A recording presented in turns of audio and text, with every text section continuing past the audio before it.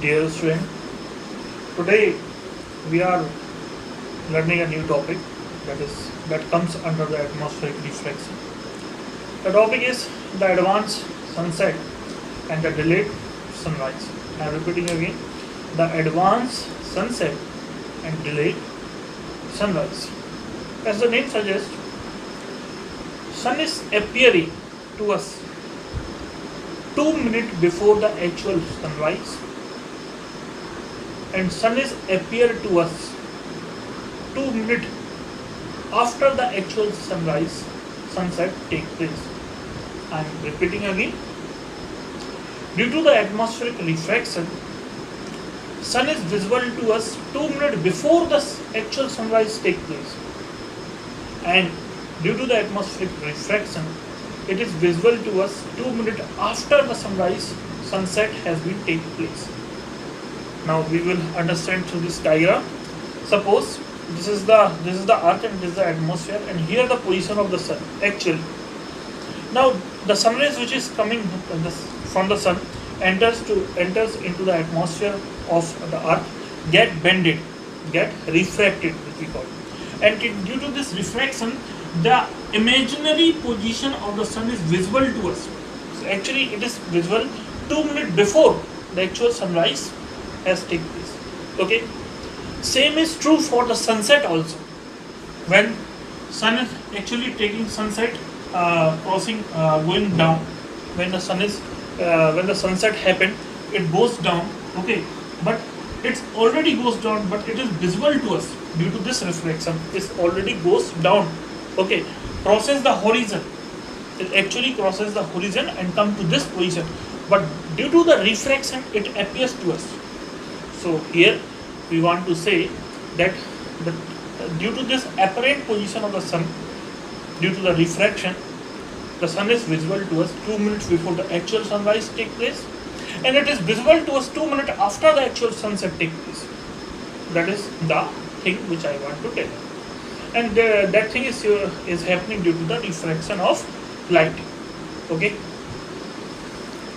Now we will move toward our next topic, that is Tyndall effect. Okay. Tyndall effect. Now it is a very theoretical part.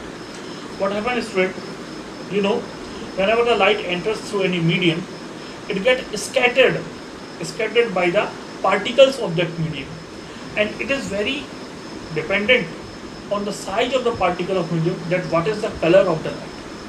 Okay. Now what happens whenever the light enters in a room which is very smoky? Okay, so in that particular smoke, the particle of the smoke scatter the light in such a way that the whole path of the light become visible, and this process, this phenomena is known as the Tyndall effect. I hope you learned this Tyndall effect in the class 9th also. Whenever the light passes through any colloidal medium, then what happened?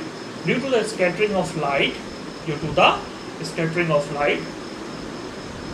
the whole path of the light become visible, and that effect is known as the Tyndall effect. Now another fact depend on the scattering of light, that color of the sky.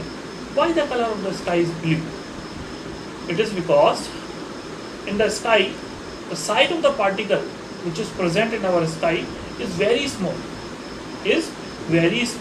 and I have previously said that scattering of the light depends on the size of the particle. So if the size of the particle is very small, and these particles can scatter the blue light as compared to the red light. Okay, so that's why our sky is looking blue, because it is the light that is coming from the sun. It consists of the 7 light, but it is scattered because due to the fine particles of our sky, the blue light is getting scattered, and if it is getting scattered, our sky looks like blue. Do you know, student? Whenever the passenger traveling in the flight at a very high height, the sky appears to be dark. Why? Because at that height there is no scattering. Okay. Now the another effect that is based on the scattering is the redness of the sun at the time of sunrise and at the time of sunset. So what happens, student? Whenever the sunrise takes place, the sun appears to be red. So this can I have, suppose this is the earth,